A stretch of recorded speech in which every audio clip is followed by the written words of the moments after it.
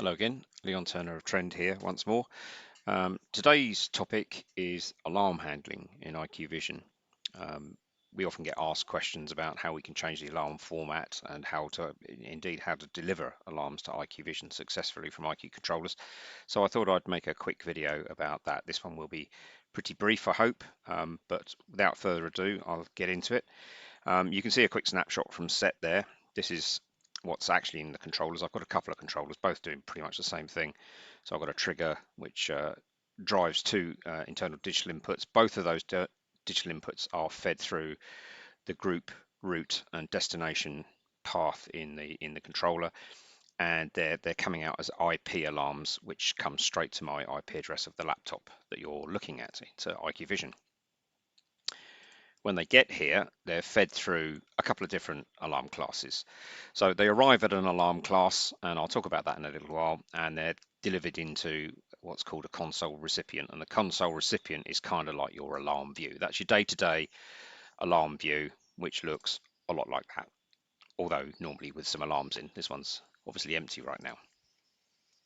So what I've done to start is I've set up a little view which looks at, it's actually launched from my controller here, the controller called IQ Alarm Demo. And this is just a little overview page. The stuff in the top there is all virtual points dragged out of here, and it's all relativized to the controller. So it picks up various bits and pieces of information about the controller itself. We're not really looking at that today. That's just an extra little piece I put in so I can see what's going on.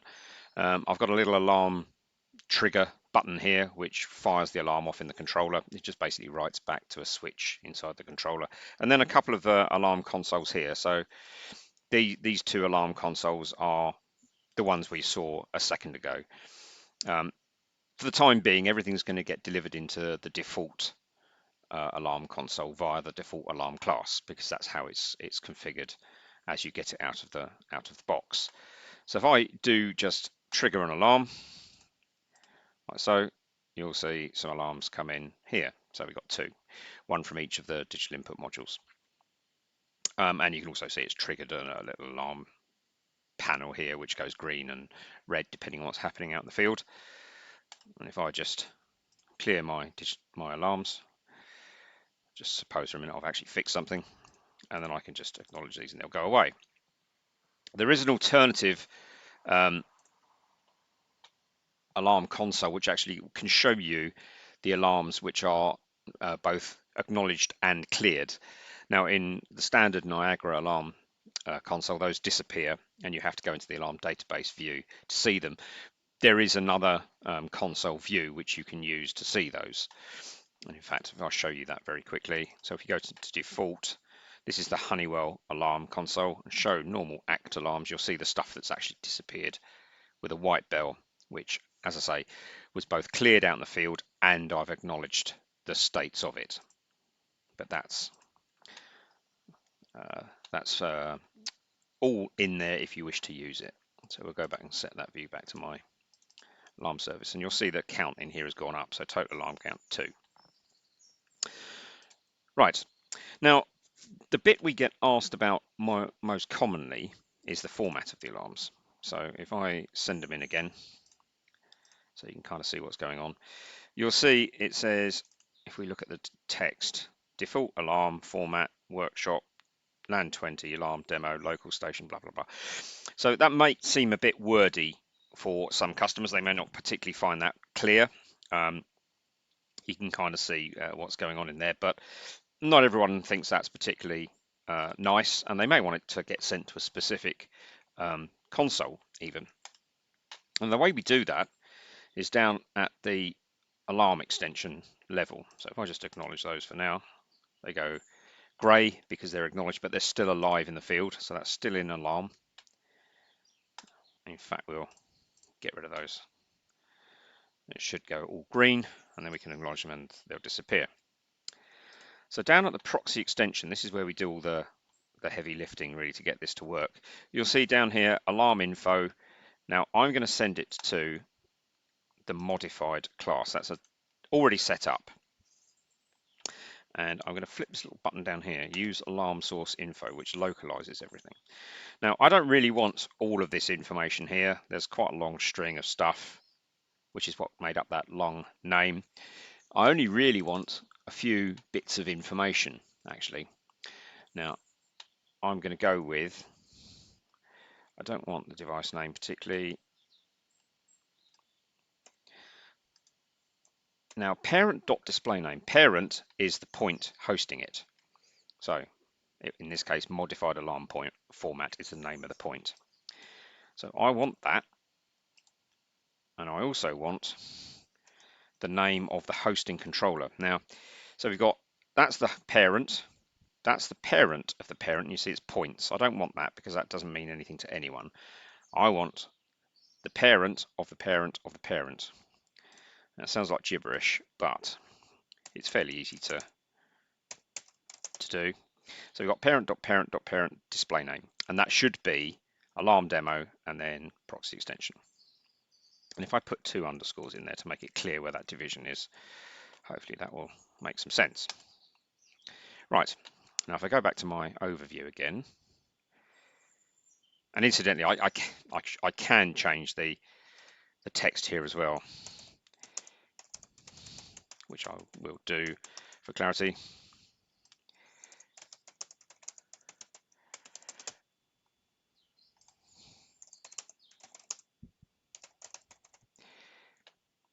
And again, we can put hyperlinks and all that sort of thing in here, and even alarm instructions when they come in, but I'm not going to be doing that today. Right, so if I go to my screen again and trigger an alarm, oops, missed. Now, you see this time we've got 1 in each alarm panel, 1 in the modified one and 1 in the default panel. Now, you can see now, hopefully, oh, I've got it wrong, look, points underscore proxy ext. So I've actually got my parents in the wrong place here. Not the first time that's happened. I shall go and put that right. Again, pretty easy to fix. I'd like to say that was a deliberate mistake so you can see how I've gone wrong, but it wasn't.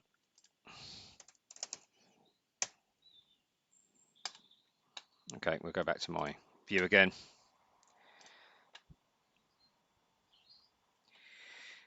And we'll clear that and try again. So acknowledge, acknowledge, and we'll fire another alarm in. That looks a bit more like it. So you can see at the top, we got default alarm format and this long string. And if I double click on it, you can see the details and including the text and so on and so forth. We'll just acknowledge that one and close it. Now this one, hopefully you can see, we got a bit more information. So the source, alarm demo, modified alarm format, for example, and in the alarm data, you'll actually see the text should come up somewhere in here. There we go, message text not quite right. So actually I can put that into a graphic and that sort of thing, into build BQL queries and the like. And hopefully that's enough to get alarms to maybe look a bit more like a customer may wish to. You can make them really however you see fit. So that method's great for individual points. It's not perhaps so great if you've got tens of thousands of points. And to that end, there's a couple of ways you could go about making these changes and other changes, in fact, one of which would be using the program editor, which will go through, and it's kind of like a batch process. You make a change once and it will apply it to however many thousands of points you select. For this particular change, there is an easier way though, which has been introduced in later versions of IQVISION. And if we go to the Trend Systems folder and look at the AX property sheet, you'll see we've got the Alarm Manager under here, and under that we've got the Alarm Preprocessor, and specifically this Trend Source Mapper. So that gives us the various parameters for how an alarm will appear from these different sources, system alarms, LAN alarms, and so on. The one of interest right now for us is this default alarm format for point alarms. And if I scroll across, you'll see that that is the default format, which is the one we changed earlier. Now, if I get rid of all of that and put something simpler in, now, for example, exactly what we did earlier, which would be the parent.parent.parent and so on and so forth, using the correct format this time, and save, and that will just become the default delivery method or delivery appearance for every single alarm underneath the trend folder. So that's a really simple way to do it in bulk, and it takes out any potential errors in using the program editor, for example. So what we'll do now is go to a different example where we're trying to catch and filter alarms based on their label or some other information and send them into specific alarm consoles so that we can pick out one alarm from another. So to that end, I've got a couple of points in a controller, one called pump fail, one called boiler tripped. These represent alarms out in the field somewhere. Obviously, these labels could be pretty much anything. And I've got yet another little screen, same screen reused really.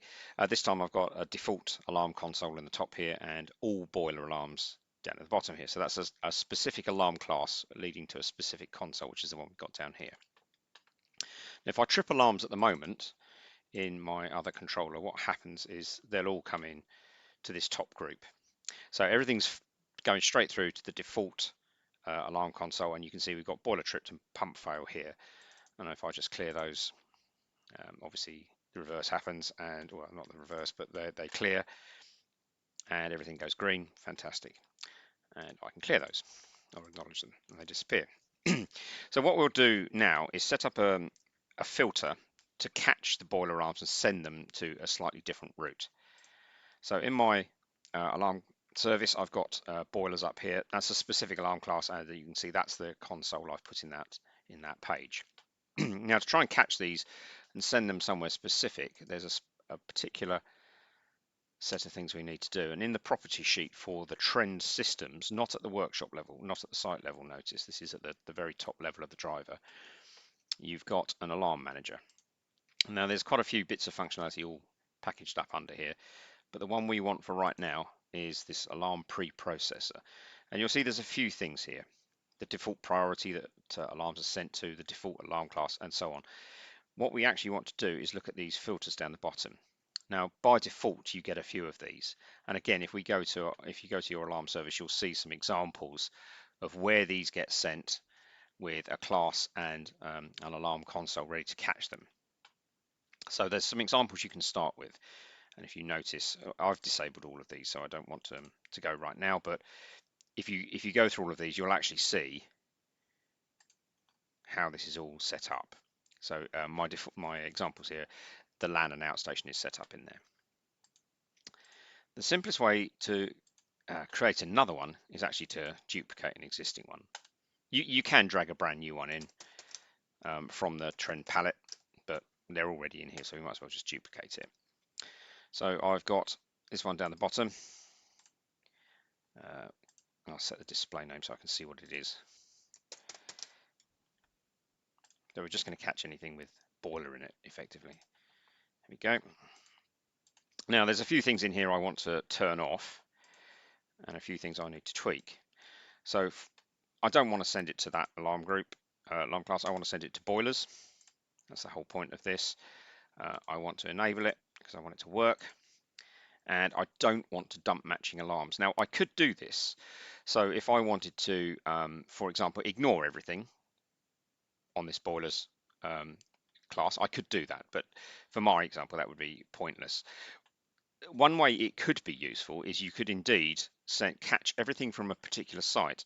And this trigger here, this Boolean writable, you can actually link that to a point in a PX page. So if I, for example, wanted to conduct black building tests on, power down and run off the generator and potentially get floods and floods of alarms, which will just annoy the operator, I could link this to a graphic and turn off all of the alarms for a site or a LAN or an outstation, whatever level I want, and just get rid of them so that if we know we're going to be generating floods and floods of alarms, we can effectively mute them. Or put this on a schedule, a Boolean schedule, and turn it off certain times a day or certain times of the year. That's a completely different use case to what I'm trying to do now, but thought I'd mention it. So what I actually want to do, I do want to catch occurred alarms and I do want to catch cleared alarms. If I didn't, they just go up the next level. And this filtering works from the bottom up. So the alarm effectively arrives here and then goes up through this level of filters until it gets to the top. And if it doesn't hit anything, it will go to the default alarm class. So that's the catch-all at the top there. But I want to look from the very beginning, so I'm going to catch everything that says boiler. But there is a hierarchy here of how these things trickle through. So as I say, I do want to catch occurred and cleared. The source address I want from any LAN, any outstation, or any GUID. Now the alarm details. I do want to catch these and module code or item label. That's where I want to look. So what I want, I need to use the quote marks for this. If I use the wildcard at the end, and then the quote mark again, I want to catch anything with the word boiler and then whatever follows it. So I'm going to catch any alarm condition that's associated with my boiler from any outstation. Now, obviously, I could be a bit more specific here if wanted, but for the sake of demonstration, I'm not going to bother right now. And that should do it. That should be working. Now, if I go back to my alarm page or my overview page, with a spot of luck now, if I trigger the alarm, there we go, and it instantly has split them out. Now, you can have as many of those filters as you want. They can be as specific or as generic as you want, and you can put them to any purpose you want. So obviously, I've got 2 alarm consoles here. I could have one for pumps, one for boilers. I could have one for certain outstations, other outstations, and so on. It's pretty easy to do once you get the hang of these things. And as I said, you can build these out to basically deal with alarms however you want. There are other examples of what this can be made to do. They're all quite well documented in the docs that come with IQVISION. Feel free to go away and have a read. But for now, that's all from me. So thank you very much for listening, and I'll talk to you again soon. Bye bye.